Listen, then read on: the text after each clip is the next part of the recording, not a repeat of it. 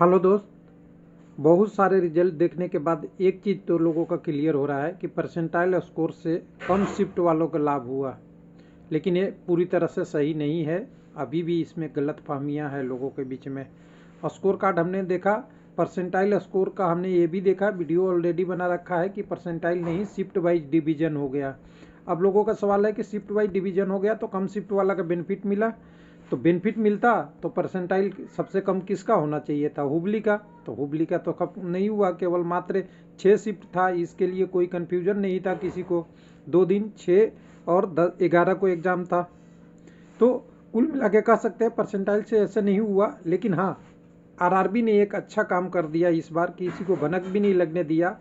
सभी शिफ्टों को equal candidate बांट के लगभग, अब एग्जैक्ट तो इक्वल नहीं हो सकता, लगभग सबका बराबर करके कैंडिडेट को बुलाया, जिससे कारण से हर शिफ्ट का टॉपर सेलेक्ट हो गया। इसी को हमने बोला था कि शिफ्ट वाइज डिवीजन फार्मूला है।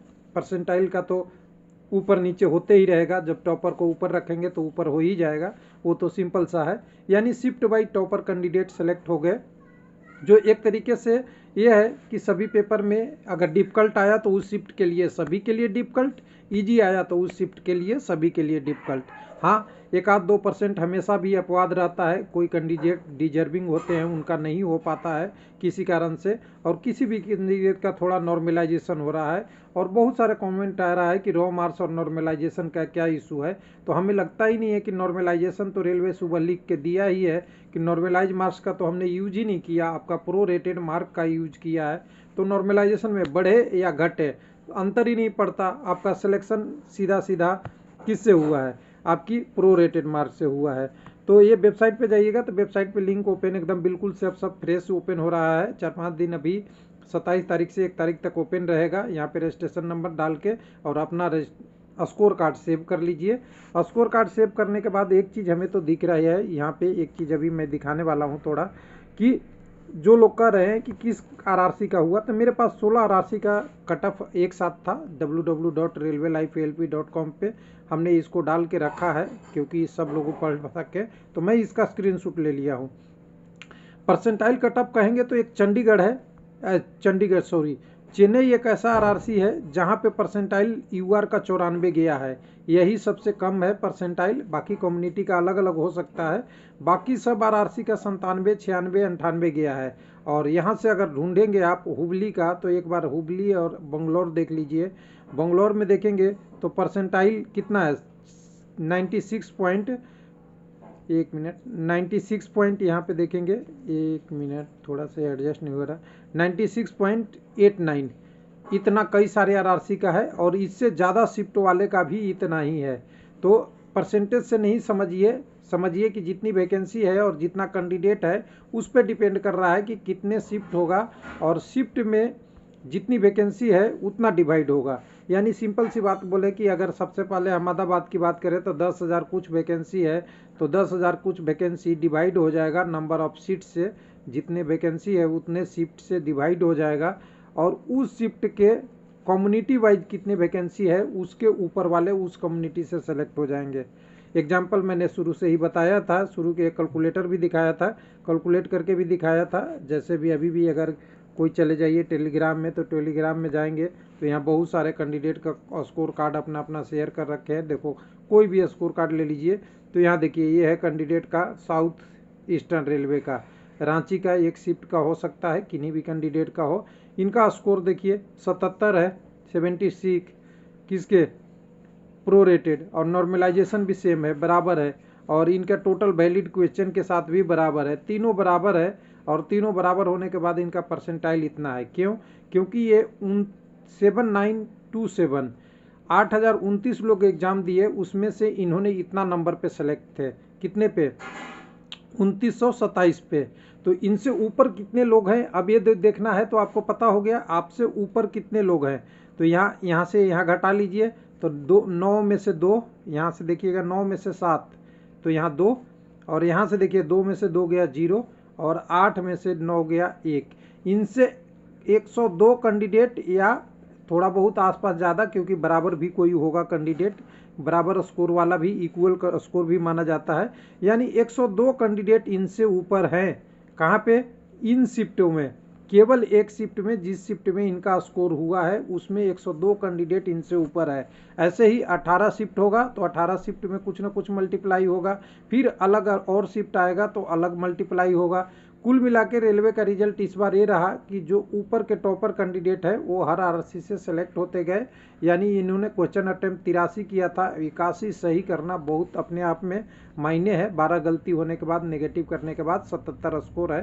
तो ऐसे ऐसे कैंडिडेटों को सिलेक्ट हुआ है जो ऊपर से टॉपर रहे हैं। और बहुत सारे आप देखेंगे तो इसमें शिफ्ट का रोल ज़्यादा नहीं है, कम शिफ्ट हो या ज़्यादा शिफ्ट हो। देखिए यहाँ पे भी देखिए कैंडिडेट का स्कोर कितना है, 49.33। नॉर्मलाइजेशन होकर इनका नंबर 2-3 नंबर बढ़ा भी है, 2.5 नंबर का, 2 नंबर प्लस बढ़ा है, 2.5 नंबर भी बोल सकते हैं। 49 और 3 52 हो गया, 3 नंबर से थोड़ा कम। तो यहाँ पे देखिए इनके शिफ्ट में कैंडिडेट कितने थे, 11,044। और इनका रैंक कितना है, यहाँ पे देखिएगा इनका रैंक है, यहाँ से देखेंगे तो यहाँ से घटाइएगा और यहाँ से घटाइएगा तो यहाँ पे 10 मतलब 1054 और यहाँ से 108, यानी करीब करीब 900 कैंडिडेट इनके बीच में है, 900 से थोड़ा ज़्यादा। 900 कैंडिडेट हैं तो समझिएगा कि 900 कैंडिडेट, 900 नहीं होगा, 1000 है, 800 कुछ सीट कैंडिडेट हैं। तो 800 कुछ कैंडिडेट हैं तब भी ये सिलेक्टेड हैं। और ये सिंपल सी बात है कि इनका परसेंटाइल देखिएगा, इनको डिवाइड किया, इस नंबर को इस नंबर से डिवाइड करके 100 से गुना कर दिया, तो गुना करने के बाद परसेंटाइल तो 91 आया, और लेकिन फिर भी सिलेक्शन हो गया। क्यों? क्योंकि ये अपने कम्युनिटी के होंगे और इनका नंबर यूआर में नहीं, एससी एसटी या ईडब्ल्यूएस से हो सकते हैं कैंडिडेट, और कम से कम चांस ओबीसी का हो सकता है, रेयर चांस में। यानी बाकी इन्हीं तीनों कम्युनिटी के हैं जिसके कारण से हुआ।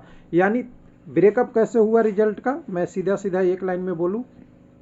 पहले मान लीजिए कि एक आरआरसी में कितने वैकेंसी है, 180 वैकेंसी है, ध्यान से देखिएगा, और उसमें 18 शिफ्ट हुए हैं एग्ज़ाम। तो 180 vacancy divided by 18, her shift में 10 कैंडिडेट सेलेक्ट होने हैं, जितनी वैकेंसी है। अब 10 के बदले यहाँ पीटी में 3 जाने हैं तो 10 तिहाई 30, लगभग जितनी वैकेंसी है उस पर मान लीजिएगा 30 कैंडिडेट सेलेक्ट होने हैं। अब 30 कैंडिडेट का ब्रेकअप क्या है, तो 30 कैंडिडेट का ब्रेकअप है यूआर के लिए 40% होता है, तो 12 सीट यूआर का, ध्यान दीजिएगा। उसके बाद एसी का 7% होता है, तो करीब करीब 2 सीट मान लेते हैं। एसटी के लिए एसी का 15% होता है, तो 15 45, 5 सीट। एसटी के लिए कितने होगा, तो मान लीजिए कि 2 सीट, तो हो गया 12 5 17, 2 19, और ओबीसी को होता 27, तो 27 का जितना परसेंटेज बनेगा, मान लीजिए यहाँ पे 8 ही रख लीजिए कोई एग्जांपल देने के लिए। और उसके बाद ईडब्ल्यूएस का जो 10% 3 सीटें होगी वो, यानी 12 5 17, 2 19, 19 और 8 27 और 3 30 वैकेंसी पूरा हो गई। अब यहाँ पे देखिए जब ये 18 शिफ्ट हुआ था तो यूआर में 18 शिफ्टों को 12 से डिवाइड कर देगा, यानी जितनी कैंडिडेट है उनसे उतने ऊपर से सेलेक्ट ले लेंगे। एग्जांपल दिला रहा हूँ, यहाँ पे 18 का 12, अब 12 में से तो एक भी नहीं सिलेक्ट होगा उस हिसाब से, लेकिन जब ये सीटें ज़्यादा होगी तो यहाँ पे से 18 से डिवाइड हो गया, यहाँ 18 से डिवाइड हो गया, यहाँ 18 से, यहाँ 18 से। लेकिन एक शिफ्ट में अगर 30 वैकेंसी है और 30 वैकेंसी में एक ही कैंडिडेट है, तो उस समय क्या होगा, जब 12 कैंडिडेट यूआर के हैं तो उस शिफ्ट से 12 हो गए, बाकी जो कैंडिडेट हो गए अगले शिफ्ट में 12 जाएंगे, फिर अगले शिफ्ट में 12 जाएंगे। उसी तरह वो भी यहाँ पे एससी से 5 गए, यहाँ पे एसटी से 2 गए, ओबीसी से 8 गए और ये 3 गए, यानी 2 डिवीजन है। पहला डिवीजन वो जो उस शिफ्ट का कैंडिडेट सीधा सीधा जितना उसका रेशियो है उतना ऊपर से उठाते गए हर कम्युनिटी का, और जितना उठा लिए उसको परसेंटाइल में फिक्स कर दिया लास्ट वाला कैंडिडेट का नंबर कि ये परसेंटाइल है, ये सिलेक्टेड है। यानी 18 शिफ्ट को पहले हमने डिवाइड किया 10 से, 18 180 को 18 से डिवाइड किया, तो टोटल हमारे पास जो सीटें आई वो आई करीब करीब जो आती है 10 आती है, और 10 को हमने क्या किया 3 से मल्टीप्लाई किया, क्योंकि एक शिफ्ट में 3 कैंडिडेट है तो 30 हो गया। यानी सिंपल सी फॉर्मूला है, शिफ्ट डिवीजन का तो है, लेकिन शिफ्ट डिवीजन में भी सभी शिफ्टों को बराबर वेटेज दिया गया है। इसलिए किसी के साथ कम और ज़्यादा का नहीं रहा, और डिफिकल्ट टीजी का सवाल भी नहीं है, किसी का क्वेश्चन डिफिकल्ट टीजी हो, क्योंकि जो टॉपर है वो ऊपर की तरफ गया, जो नहीं टॉपर है वो नीचे रहा। उसी शिफ्ट से आपका कंपेरिजन हुआ, यानी जिस शिफ्ट में आप एग्जाम दे रहे थे तो वो क्वेश्चन सबके लिए बराबर था, दूसरे के साथ कंपेयर नहीं किया। यही एक अच्छा है इसमें थोड़ा सा, बाकी चीज़ें तो होती रहती है, कुछ ना कुछ गड़बड़ रहता ही है। कुल मिला के कहें कि इस नॉर्मलाइजेशन में क्या हुआ है, हर एक शिफ्ट का टॉपर ऊपर से उठते गया, हर कम्युनिटी बाई ब्रेक कर दिया पूरी वैकेंसी को, जितने कैंडिडेट को लेना था उसको परसेंटाइल में सेट कर दिया। और ये फार्मूला कोई भी समझ सकता है, यानी ये आपको यहीं से निकाल लेंगे तो आप ही निकाल लीजिए, इतना गुना 100 कर दीजिए डिवाइड करके, आपका परसेंटाइल निकल गया। और परसेंटाइल निकालने के बाद सिलेक्शन कितने लोगों का होगा, ये नंबर कितने लोगों तक आएगा, वो बताएगा आपकी वैकेंसी टेबल, आपके शिफ्ट, नंबर ऑफ शिफ्ट कितने हैं आपके आरआरसी में, उस पर डिपेंड करेगा। हालांकि देखिए जहाँ पे ज़्यादा शिफ्ट है वहाँ कैंडिडेट की संख्या भी कम ज़्यादा किया है, और सभी शिफ्टों में करीब करीब कैंडिडेट को बराबर रखा है। थैंक यू, धन्यवाद।